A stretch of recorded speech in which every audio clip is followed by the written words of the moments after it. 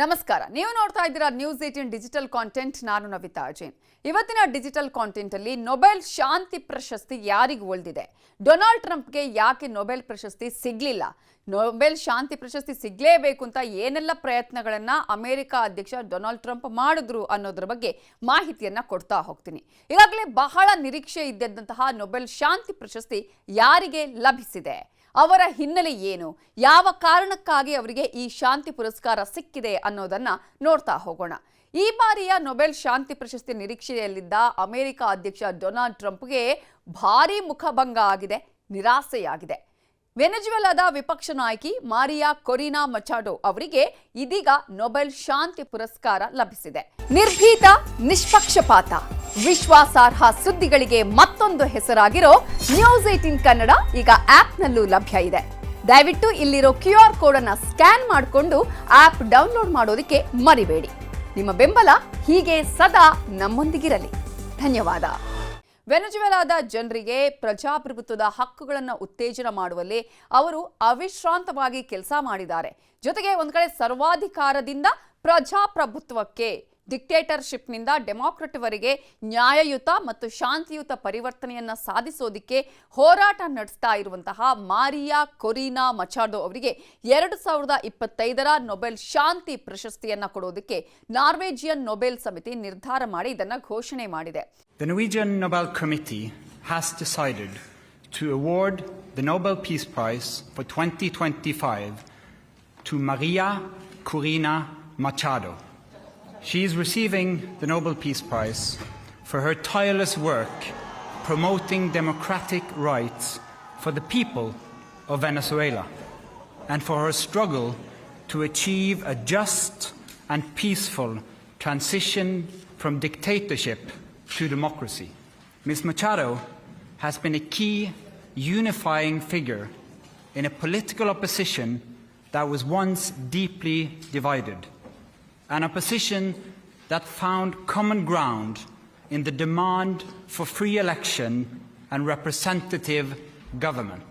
ಇವತ್ತು ಕೂಡ ಟ್ರಂಪ್ ಹೇಳ್ಕೊಳ್ತಾ ಇದ್ರು, ನಾನು 8 ಯುದ್ಧಗಳನ್ನು ನಿಲ್ಲಿಸಿದ್ದೇನೆ, ಬರಾಕ್ ಒಬಾಮಾ ಏನ್ ಮಾಡಿದ್ದಾರೆ ಅಂತ ಪ್ರಶ್ನಿಸಿ ನನಗೆ ನೊಬೆಲ್ ಪ್ರಶಸ್ತಿ ಸಿಗಬೇಕು ಅಂತ ಹೇಳ್ಕೊಂಡಿದ್ರು.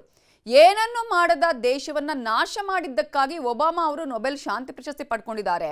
ಒಬಾಮಾ ಒಬ್ಬ ಉತ್ತಮ ಅಧ್ಯಕ್ಷರಲ್ಲ ಅಂತ ಟೀಕಿಸಿ ನನಗೆ ಯಾಕೆ ಶಾಂತಿ ಪ್ರಶಸ್ತಿ ಕೊಡಬೇಕು ಅಂತ ತನ್ನ ಬಗ್ಗೆನೇ ಹೇಳ್ಕೊಳ್ತಾ ಇದ್ರು ಟ್ರಂಪ್. ಇದ್ಯಾವುದಕ್ಕೂ ಕೇರೆ ಮಾಡಿಲ್ಲ ನೊಬೆಲ್ ಪ್ರಶಸ್ತಿ ಸಮಿತಿ. ಇವತ್ತು ಮಧ್ಯಾಹ್ನ ಘೋಷಣೆಯನ್ನ ಮಾಡಿದ್ದು ನಾರ್ವೆಯ ನೊಬೆಲ್ ಸಮಿತಿಯ ನೊಬೆಲ್ ಶಾಂತಿ ಪ್ರಶಸ್ತಿ. ಕೆಲವೇ ಗಂಟೆಗಳ ಮೊದಲು US ಅಧ್ಯಕ್ಷರು ಈ ರೀತಿಯ ಹೇಳಿಕೆಗಳನ್ನು ಕೊಟ್ಟಿದ್ರು ಕೂಡ ಅವರು ಆಯ್ಕೆ ಮಾಡಿದ್ದು ಮರಿಯಾ ಅವರಿಗೆ. ಶಾಂತಿ ಪ್ರಶಸ್ತಿಯನ್ನ ಇವತ್ತು ಮಧ್ಯಾಹ್ನ 2:30ಕ್ಕೆ ಘೋಷಣೆ ಮಾಡಲಾಗಿದೆ. ನೊಬೆಲ್ ಪ್ರಶಸ್ತಿ ಮೇಲೆ ಕಣ್ಣಿಟ್ಟಿದ್ದ ಅಮೆರಿಕ ಅಧ್ಯಕ್ಷ ಡೊನಾಲ್ಡ್ ಟ್ರಂಪ್ಗೆ ಈ ಮೂಲಕ ಭಾರಿ ನಿರಾಸೆಯಾಗಿದೆ. ನೊಬೆಲ್ ಶಾಂತಿ ಪ್ರಶಸ್ತಿ ಯಾರಿಗೆ ಸಿಕ್ತು, ಆಕೆಯ ಹಿನ್ನೆಲೆ ಏನು ಅಂತ ನೋಡೋದಾದ್ರೆ, ಈಗಾಗಲೇ ನಾನು ಹೇಳಿದ ಹಾಗೆ ಆಕೆ ಒಬ್ಬ ದಿಟ್ಟ ಹೋರಾಟಗಾರ್ತಿ. ಪ್ರಜಾಪ್ರಭುತ್ವದ ಮೌಲ್ಯಗಳನ್ನ ಜನರಿಗೆ ತಿಳಿಸಿದ ಆಕೆ.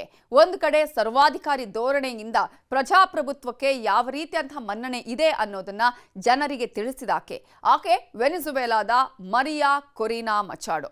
ಜನರಿಗೆ ಪ್ರಜಾಪ್ರಭುತ್ವದ ಹಕ್ಕುಗಳನ್ನು ಕಲ್ಪಿಸುವುದಕ್ಕೆ ಆಕೆ ನಿರಂತರವಾಗಿ ಶ್ರಮಿಸಿದ್ದಾಳೆ. ಸರ್ವಾಧಿಕಾರವನ್ನು ಹೋಗಲಾಡಿಸಿ ಪ್ರಜಾಪ್ರಭುತ್ವದ ನ್ಯಾಯಯುತ ಮತ್ತು ಶಾಂತಿಯುತ ಪರಿವರ್ತನೆಯನ್ನು ಸಾಧಿಸುವುದಕ್ಕಾಗಿ ಆಕೆ ಮಾಡಿದಂತಹ ಹೋರಾಟಕ್ಕಾಗಿಯೇ ಮರಿಯಾ ಕೊರಿನಾ ಮಚಾಡೋ ಅವರಿಗೆ 2025ರ ನೊಬೆಲ್ ಶಾಂತಿ ಪ್ರಶಸ್ತಿಯನ್ನ ನೀಡೋದಿಕ್ಕೆ ಈ ನೊಬೆಲ್ ಸಮಿತಿ ನಿರ್ಧಾರವನ್ನ ಮಾಡಿರೋದು. ಇನ್ನು ಈಗಾಗಲೇ ಆಕೆಯ ಒಂದು ಹಿನ್ನೆಲೆಯನ್ನು ನಾವು ಗಮನಿಸ್ತಾ ಹೋಗೋದಾದ್ರೆ, ಆಕೆ ಈ ಒಂದು ಸ್ಪರ್ಧೆಯನ್ನ ಯಾವುದರಲ್ಲೂ ಕೂಡ ಆಕೆ ಅನ್ಕೊಂಡಿರ್ಲಿಲ್ಲ ತನಗೆ ನೊಬೆಲ್ ಶಾಂತಿ ಪ್ರಶಸ್ತಿ ಸಿಗುತ್ತೆ. ಆದ್ರೆ ಆಕೆ ನಿರಂತರವಾಗಿ ಹೋರಾಟವನ್ನ ಮಾಡ್ತಾ ಇದ್ಲು. ಆದ್ರೆ ಆಕೆಗೆ ಒಂದಷ್ಟು ಥ್ರೆಟ್ ಕೂಡ ಇತ್ತು. ಕಳೆದ ವರ್ಷದಿಂದ ತಲೆಮರೆಸಿಕೊಳ್ಬೇಕು ಅಂತ ಒತ್ತಾಯವನ್ನು ಕೂಡ ಆಗಿತ್ತು. ಏನೇ ಆದ್ರೂ ಕೂಡ ಆಕೆ ದಿಟ್ಟತನದಿಂದ ಹೋರಾಟವನ್ನ ಮುಂದುವರಿಸಿದ್ಲು. ಅವರ ಜೀವಕ್ಕೆ ಗಂಭೀರ ಬೆದರಿಕೆಗಳಿದ್ರೂ ಕೂಡ ದೇಶದಲ್ಲೇ ಇದ್ದು ಅವರು ಹೋರಾಟವನ್ನ ಮಾಡಿದ್ರು.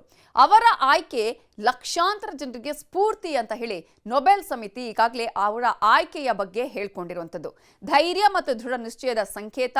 ಸರ್ವಾಧಿಕಾರಿ ಶಕ್ತಿಗಳು ಅಧಿಕಾರವನ್ನ ದುರ್ಬಳಕೆಪಡಿಸಿಕೊಂಡಾಗ ಅಥವಾ ವಶಪಡಿಸಿಕೊಂಡಾಗ ಎದ್ದು ನಿಂತು ವಿರೋಧಿಸುವ ಸ್ವಾತಂತ್ರ್ಯದ ಧೈರ್ಯಶಾಲಿ ರಕ್ಷಕರನ್ನ ಗುರುತಿಸುವುದು ಮುಖ್ಯ ಅಂತ ಹೇಳುವ ಮೂಲಕ ನೊಬೆಲ್ ಸಮಿತಿಯು ಮರಿಯಾ ಕೊರಿನಾ ಮಚಾಡೋ ಅವರ ಧೈರ್ಯವನ್ನ ಶ್ಲಾಘಿಸಿದೆ. ಮೌನವಾಗಿರಲು ನಿರಾಕರಿಸುವವರ ಮೇಲೆ ಗಂಭೀರ ಅಪಾಯಗಳ ಹೊರತಾಗಿಯೂ ಮುಂದೆ ಹೆಜ್ಜೆ ಹಾಕುವ ಧೈರ್ಯ ಮಾಡುವವರ ಮೇಲೆ ಮತ್ತು ಸ್ವಾತಂತ್ರ್ಯವನ್ನ ಎಂದಿಗೂ ಲಘುವಾಗಿ ಪರಿಗಣಿಸಬಾರದು. ಅದು ಯಾವಾಗಲೂ ಮಾತು, ಧೈರ್ಯ ಮತ್ತು ದೃಢ ಸಂಕಲ್ಪದಿಂದ ರಕ್ಷಿಸಿಕೊಳ್ಳಬೇಕು ಅಂತ ನಮಗೆ ನೆನಪಿಸುವವರ ಮೇಲೆ ಪ್ರಜಾಪ್ರಭುತ್ವ ಅವಲಂಬಿತವಾಗಿದೆ ಅಂತ ಸಮಿತಿ ಹೇಳಿದೆ. ಇದೇ ಕಾರಣಕ್ಕಾಗಿ ಮರಿಯಾ ಕೊರಿಯಾ ಮಚಾಡೋ ಅವರಿಗೆ ಈ ಒಂದು ನೊಬೆಲ್ ಶಾಂತಿ ಪುರಸ್ಕಾರವನ್ನ ನೀಡಿರುವಂತದ್ದು. ಅದಕ್ಕೆ ಈಗಾಗಲೇ ನೊಬೆಲ್ ಸಮಿತಿ ಕೊಟ್ಟಂತಹ ಒಂದು ವಿಚಾರಗಳನ್ನ ಕೂಡ ನಾವಿಲ್ಲಿ ಗಮನಿಸಬಹುದು. ಇದೆಲ್ಲ ಆಗೋದಕ್ಕಿಂತ ಮುಂಚೆನೆ ಟ್ರಂಪ್ ಸಾಕಷ್ಟು ರೀತಿಯ ಪ್ರಯತ್ನಗಳನ್ನ ಮಾಡಿದ್ರು, ಸಾಕಷ್ಟು ರೀತಿಯಾದಂತಹ ನಿರೀಕ್ಷೆಯನ್ನ ಇಟ್ಕೊಂಡ್ರು ಕೂಡ ನೊಬೆಲ್ ಸಮಿತಿ ಅವರನ್ನ ಪರಿಗಣನೆಗೆ ತೆಗೆದುಕೊಳ್ಳಿಲ್ಲ. ಆ ಕಾರಣಕ್ಕಾಗಿ ತನ್ನನ್ನ ಪರಿಗಣನೆಗೆ ತೆಗೆದುಕೊಳ್ತಾರೇನೋ ಅಂತ ಹೇಳಿ ಟ್ರಂಪ್ ಒಂದಷ್ಟು ಉದಾಹರಣೆಗಳನ್ನ ಕೂಡ ಕೊಟ್ಟರು. ನಾನು ಏನ್ ಮಾಡಿದೆ ಅನ್ನೋದನ್ನ ಹೇಳುವ ಪ್ರಯತ್ನ ಮಾಡಿದ್ರು. ನಾನು 8 ಯುದ್ಧಗಳನ್ನ ನಿಲ್ಲಿಸಿದ್ದೇನೆ ಅಂತ ಹೇಳಿ ರಿಪೀಟೆಡ್ಲಿ ಹೇಳುವಂತಹ ಪ್ರಯತ್ನ ಮಾಡಿದ್ರು. ಗಾಜಾದಲ್ಲಿ ಶಾಂತಿ ಸ್ಥಾಪನೆ ಸೇರಿದಂತೆ 8 ಯುದ್ಧಗಳನ್ನು ಕೊನೆಗೊಳಿಸುವಲ್ಲಿ ನನ್ನ ಸಾಧನೆ ಇದೆ ಅಂತ ಉಲ್ಲೇಖ ಮಾಡಿದ್ರು. ನಾನು ಪ್ರಶಸ್ತಿ ಸಿಗುತ್ತೆ ಅಂತ ಹೇಳಿ ಹೀಗೆ ಮಾಡಿದ್ದಲ್ಲ. ಅಧ್ಯಕ್ಷರಾಗಿ ಅಧಿಕಾರ ವಹಿಸಿಕೊಂಡಂತಹ ಕೇವಲ 8 ತಿಂಗಳಲ್ಲಿ 2009ರಲ್ಲಿ ಒಬಾಮಾ ಅವರಿಗೆ ನೊಬೆಲ್ ಶಾಂತಿ ಪ್ರಶಸ್ತಿ ಕೊಟ್ಟಿದ್ದಾರೆ, ನನಗೆ ಯಾಕೆ ಕೊಡಬಾರ್ದು ಅಂತ ಹೇಳಿ ನಾನು ಶಾಂತಿಯ ದ್ಯೋತಕವಾಗಿ ಅನೇಕ ಯುದ್ಧಗಳನ್ನು ನಿಲ್ಲಿಸಿದ್ದೇನೆ, ಹಾಗಾಗಿ ನನಗೆ ಕೊಡಬೇಕು ಅಂತ ಹೇಳ್ಕೊಂಡ್ರು. ಈ ಹಿನ್ನೆಲೆಯಲ್ಲಿ ಒಬಾಮಾ ಅವರಿಗೆ ಪ್ರಶಸ್ತಿ ನೀಡಿದ ಯಾಕೆ? ಈಗಾಗಲೇ ಟೀಕೆ ಮಾಡ್ತಾ ಇದ್ದಾರೆ ಟ್ರಂಪ್ ಅವರು. ಅವರಿಗೆ ನೊಬೆಲ್ ಪ್ರಶಸ್ತಿ ಸಿಕ್ಕಿರೋದು ಅಂತಾರಾಷ್ಟ್ರೀಯ ರಾಜತಾಂತ್ರಿಕತೆ ಮತ್ತು ಜನರ ನಡುವಿನ ಸಹಕಾರವನ್ನ ಬಲಪಡಿಸುವುದಕ್ಕೆ ಅವರು ಪಟ್ಟಂತಹ ಪರಿಶ್ರಮಕ್ಕಾಗಿ ಅಂತ ಹೇಳಿ ಪ್ರಶಸ್ತಿಯನ್ನ ನೀಡಲಾಗಿದೆ. ಇನ್ನು ಟ್ರಂಪ್ ಅವರು ಈ ಹಿಂದೆ ಕೂಡ ವಿಶ್ವಸಂಸ್ಥೆಯಲ್ಲೂ ಪ್ರಸ್ತಾಪ ಮಾಡಿದ್ರು. ವಿಶ್ವಸಂಸ್ಥೆಯಲ್ಲಿ ತಮ್ಮದೇ ಆದ ವಿದೇಶಾಂಗ ನೀತಿಯನ್ನು ಅವರು ಶ್ಲಾಘನೆ ಮಾಡಿಕೊಂಡಿದ್ರು. ನಾನು 8 ಯುದ್ಧಗಳನ್ನು ನಿಲ್ಲಿಸಿದ್ದೇನೆ, ನೊಬೆಲ್ ಶಾಂತಿ ಪ್ರಶಸ್ತಿ ಆಯ್ಕೆ ಸಮಿತಿಯವರು ಪರಿಗಣಿಸಬೇಕು ಅಂತ ವಿಶ್ವಸಂಸ್ಥೆಯಲ್ಲೂ ಹೇಳ್ಕೊಂಡಿದ್ರು. ಅವರು ಉಲ್ಲೇಖ ಮಾಡಿದಂತಹ ಯುದ್ಧಗಳನ್ನು ನಾವು ಗಮನಿಸ್ತಾ ಹೋಗೋದಾದ್ರೆ ಇಸ್ರೇಲ್ ಇರಾನ್ ಜೂನ್ನಲ್ಲಿ ನಡೆದಂತಹ 12 ದಿನಗಳ ಯುದ್ಧಕ್ಕೆ ಕದನ ವಿರಾಮ ಅಂತ ಅವರು ಹೇಳ್ಕೊಳ್ಳುವ ಹಾಗೆ ನಾನೇ ನಿಲ್ಲಿಸಿದ್ದು ಅಂತ ಹೇಳ್ತಾರೆ. ರುವಾಂಡಾ ಕಾಂಗೋ ಯುದ್ಧ 30 ವರ್ಷಗಳ ಘರ್ಷಣೆಗೆ ಒಂದು ಒಪ್ಪಂದವನ್ನ ಮಾಡ್ಕೊಳ್ತಾರೆ. ಅರ್ಮೇನಿಯಾ ಅಜರ್ಬೈಜಾನ್ ಅಂದ್ರೆ ನಾಗರ್ನೋ ಕರಬಾಖ್ ವಿವಾದಕ್ಕೆ ಸಂಬಂಧಪಟ್ಟ ಹಾಗೆ ಘೋಷಣೆ ಮಾಡಿರುವಂತದ್ದು. ಥೈಲ್ಯಾಂಡ್ ಕಾಂಬೋಡಿಯಾ ಆಂತರ್ಯ ಒಪ್ಪಂದಕ್ಕೆ ಸಂಬಂಧಪಟ್ಟ ಹಾಗೆ.